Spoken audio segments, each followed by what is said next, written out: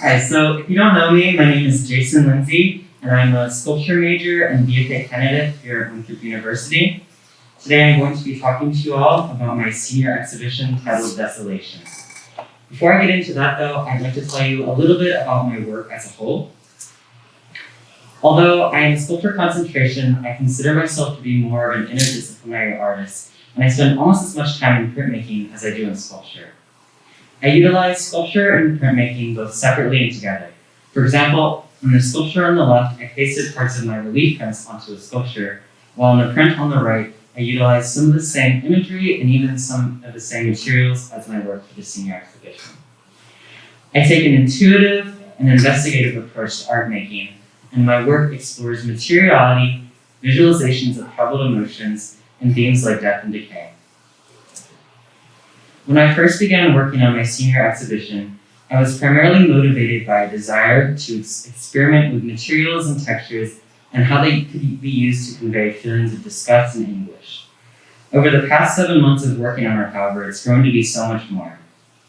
I've discovered as I intuitively worked on and developed it that in addition to exploring materials, Desolation confronts the issues of industry versus nature, human impact on the environment, and emerging of my inner and outer landscapes. Desolation can be read as a surreal landscape comprised of 3 components: steel frames with a variety of materials, dense plywood stacks, and a monoprint pathway. Each of these components is speaking in a different language, and together they make up a full immersive environment. Emerging from both the ground, both the walls and the floor, are 7 steel frames with sizes varying from waist high to towering high above. Each steel frame has a different combination of material experiments built upon them. These materials, which include hair, dirt, concrete, latex, and many, many others, blur the boundary between what is organic and inorganic. This reflects the unfortunate reality that industry and nature have become deeply intertwined and inseparable. The material experiments are a significant tone setter for the installation, conveying death and decay as well as feelings of torment and disgust.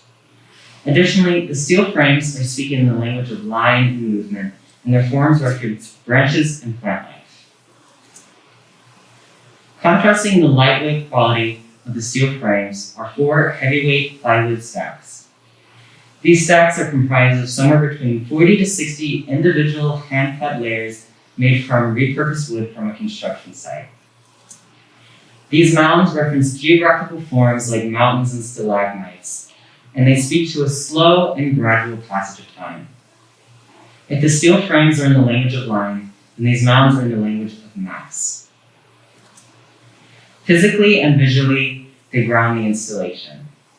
Further, they act as barriers to viewers, enclosing them in the space and building immersion. The third component of the installation is the pathway. It is made from a series of monoprints that are compiled together to form a path that viewers walk upon.